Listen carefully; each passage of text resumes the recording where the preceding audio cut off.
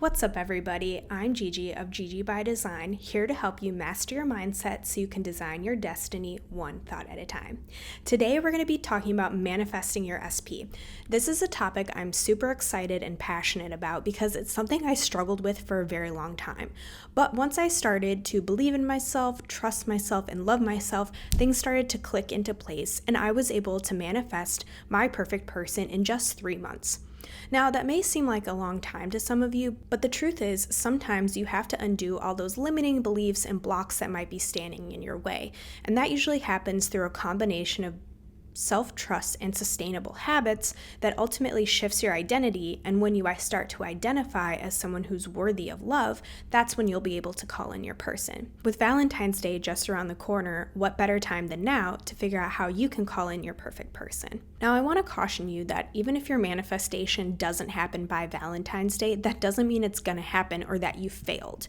Oftentimes, we have a lot of limiting beliefs and blocks that we need to undo before we can call in the right person, and that can take a little time.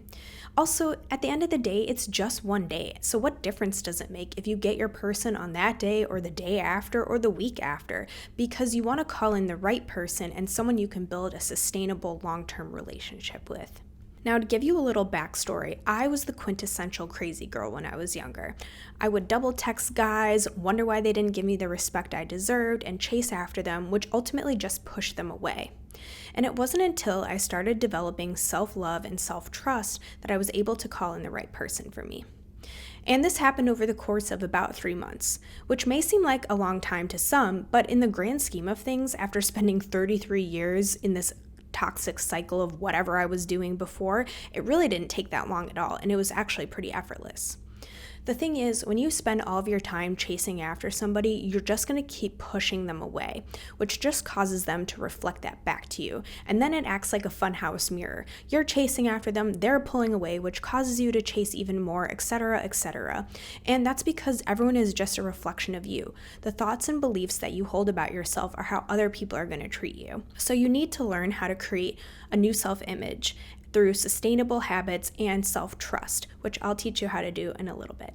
So when I manifested in my now partner, I had gone through a series of bad dating experiences where guys just weren't giving me the respect that I felt I deserved. And I was really sad and I would cry and get upset about it. And finally I decided one day that enough was enough. I was done settling. Even if that meant I was gonna die alone, I did not care anymore. That is the point of frustration and I guess self-confidence that I got to, that I didn't want to settle anymore. So if anyone's out there telling you you need to lower your standards in order to get what you want, absolutely not.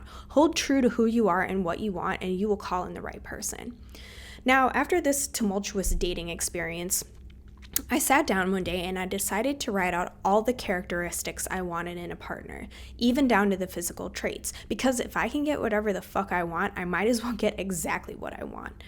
Now, I would caution you not to tie your manifestation to specific attributes such as how a person looks or their height or the amount of money they make, because when we have these laundry list of expectations, we might overlook someone who meets the majority of them just because they miss a small portion. And at the end of the day, you want to find someone who's compatible with who you are, not someone who meets a checklist. So again, I wrote down all these things just for fun with no expectation that I would get them. And I left it in my phone and I went on it with my life. And what I did is I invested in hobbies and things that made me feel good about myself. I exercised, I started cooking again, I started hanging out with friends, and I just lived a pretty carefree life, to be quite honest. Then when I met my now partner, I noticed 3 months into us dating that I stumbled upon the notes in my phone again, and it just so happened that he matched everything on my list, down to a T. I'm talking the physical characteristics, the height, the eye color, the tattoos, the personality traits, everything, and I was blown away. So I became confident that I could get exactly what I want when I wanted it, and I'm going to teach you how to do the same. So the first thing you want to look for when you're hanging out with somebody or trying to decide if someone is worth your time is to notice how they treat your time. Do they respect your time, or do they blow you off and ghost you and ignore you? because time is the most precious resource that we have because we don't know how much we have of it. So if we're giving someone our time, that's a gift. That's a gift of our life, of our love, of our essence, of this super valuable resource. So treat it as such. If someone is wasting your time or ghosting you or blocking you or showing up late or not giving you the respect you deserve, that is your number one reason to walk away right then and there. And that's something I get super frustrated with when I see other people doing it and tolerating this like back and forth wishy-washy behavior. Granted, I used to do that too when I was younger, so I can't judge, but at the same time, you need to respect yourself if you want other people to respect you too. The next thing I would focus on is, how do you feel when you're around this person? Do they make you feel safe and secure, or do you feel anxious and on edge and kind of like in this fairy tale land? Now, that's not to say you can't have butterflies in the beginning, but that shouldn't be how your relationship goes long term, because sometimes that can be indicative of an anxious or avoidant attachment style. If you're used to chaos and drama, you're going to seek that out and repeat that pattern in other relationships until you address it within yourself. So if you're constantly on edge, wondering what this person is going to do next, it may feel fun and exciting at first, but over time it's going to wear you down. You want to be around someone who makes you feel safe and secure, because that's when it can bring out the best version of you. And if you notice that someone isn't making you feel safe and secure, again, that's your sign to walk away. You can't keep tolerating this behavior because people are going to treat you how you expect them to treat you.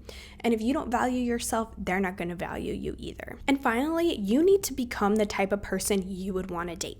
If you have this list of expectations that someone needs to look a certain way physically or have a certain number in their bank account, then you better damn well sure be doing those things yourself. Because the type of person who has the fit body and the stacked bank account wants someone on their level. So if you want to attract that, you need to become that too. It's like the guy who sits on the couch demanding a number 10 supermodel while he's sitting over there eating Doritos. It just doesn't add up. You have to become the type of person you'd want to spend time with, that you'd want to treat well, that you would want to date. Be dateable to yourself. I'm not saying you have to go out there and have solo dinners or whatever, but like do things that bring you joy and bring out the best version of you.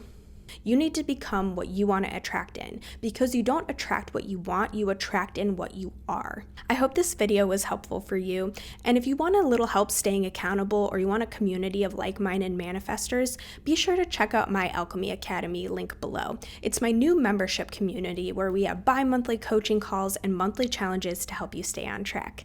Take care and happy manifesting.